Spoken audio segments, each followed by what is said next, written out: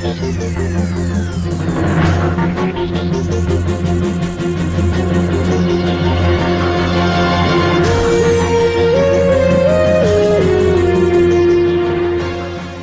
what's up? It's your girl TJ. I just want to talk with you for a brief moment about, you can guess, looking at the title, hustling backwards. Now, I respect hustle 100%. Do I think it's a word that's kind of overused?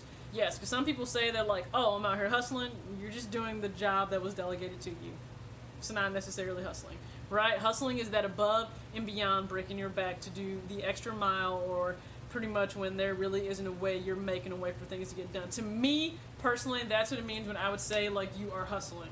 I respect the hustle, right? I respect grind. I was an athlete my entire life. I know what it's like to do that, and I think that when you are putting forth that effort, that just you have that relentless passion, I think that that is extremely commendable, okay? I respect it. I also respect when people hustle, they have a side job because they understand that having multiple streams of income, it is a great way to actually build wealth. It's very recommended that you have more than one stream of income to go ahead and increase your net worth. I'm all for that.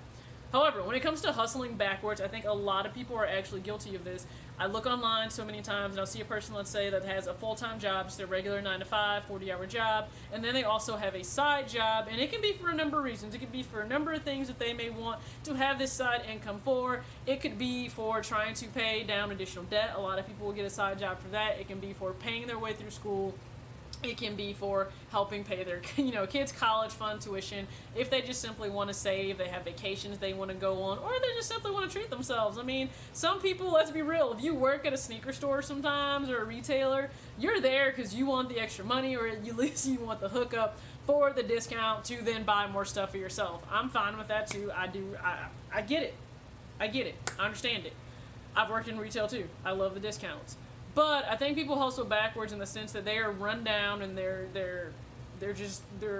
look like zombies by the end of Monday just because they know everything their week is going to bring for them. And I think that's when you start hustling backwards, because you start to sacrifice things that money can't necessarily buy. You start to sacrifice time with your family and with your friends. I mean, you look and those years and that time has gone by and you can't get that back. You also start to sacrifice maybe self-care. Now, self-care doesn't have to be facials and getting your hair done, things like that. That's not what self-care just has to be. Self-care could just be time to yourself to decompress, especially if you become overwhelmed very easily.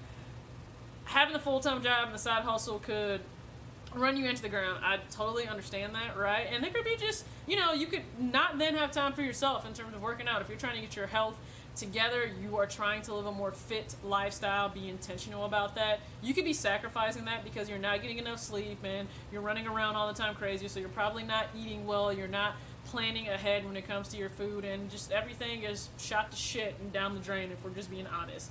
That's hustling backwards to me. That's not what you should be doing. Now, I'm not talking about the side passion that you're trying to get up on the side. Like, for a lot of people, their YouTube may be their side passion where, they are fine with skipping a few meals because they're so focused on generating the content that they want to get out to the people. They're planning, they're preparing to document and things like that. If that's you, do you. If it's the thing that's keeping you, that's fueling you, if it's your dream, do you, man. Just try to get some sleep in there somewhere, but do you. I 100% understand that. I respect that type of passion and hustle. But when it comes to hustling backwards and people have the side jobs, here's the thing. Even if you have this side job that is providing this additional income, have you actually been able to see, like, your cash flow improve? And I don't think a lot of people do, because do you know why? They don't have a plan for their money in the first place, so they can't tell you if they're seeing really an increase in the cash flow in terms of money coming in and, let's say, less going out, or it going out more productively, because they don't have a plan, which is aka a budget. This is what I would actually say to do. Because a lot of people, I don't even think you necessarily need a side hustle that's probably running you into the ground. I think you just need to be more smart about the current income that you have by putting yourself on a budget, having a written plan for your money. Because what you may be able to see is there is money there to be saved and allocated different ways that you don't even know about, right? Just hear me out here, right? If you actually sat down and did a budget, you could find out that you are spending an extra $200 a month eating out just because you're too lazy to actually, plan and prep food. You could then be spending another $200, let's say, on clothes and shoes just for the hype. You don't even wear it. It's still sitting in your closet. It hasn't been worn. Don't tell me that some of you aren't guilty of that. I know you freaking are. You're stunned for the gram. Let's just be real. I'm not judging you. Let's just be real for a second. And then you may spend another, I don't know, $100 on cable that you don't even watch because you're on YouTube most of the time, which I appreciate you watching this. You're on YouTube most of the time. You're on Netflix. You're on Hulu. You're out with friends. You don't really have time to watch TV. Right? So you're spending an extra $200 on food, $200 maybe on clothes and stuff you don't even wear, and another $100 on cable. I've just found $500 for you by maybe tracking your money, let's say, for a month of how it's spent. What could you do with $500? Because that $500, if you are breaking that down, let's say you get paid every 2 weeks, and that could be $250 of a side hustle. That's a job you don't have to work now. Because some of you, I know you hate the side job that you work. You don't really want to work it, but you got to work it because you're trying to make the money that, you know, on top of what you're already making. What if you didn't have to then do that? What could that extra $500 that you found within your cash flow, what could it do for you? Because an extra $500 could pay a car off very fast. An extra $500 could help pay a student loan off fast. It could save towards school. If you're a college student and you can save, let's say, that while you're working and paying your way through school, I mean, that's like books right there. It's so much stuff that you could do, right? You just freed up cash flow. You also just freed up time because you're not having to do the side hustle anymore for money. So now that you can, you know, spend that time doing whatever you want. All I'm saying is don't hustle backwards, right? Don't take a step forward because now, oh, I am showing that I'm dedicated to increasing my cash flow, but then you don't even really definitively know if it has been increased because you're not tracking it. You don't know. That then takes you 2 steps back, and I don't want you to do that. I want you to maximize not only the current income that you have, but also just the energy and the effort that you're putting forth. Like, you always have to be mindful of that. I know young kids have energy, and I know they want to just go, go, go, go, go. Go with a purpose, go with intention, be smart about it. Right? Because guess what? You can find that extra $500 for the cash flow. Guess what? Let's say you choose to put $350 either into savings. You can put $350 into, I don't know, towards debt.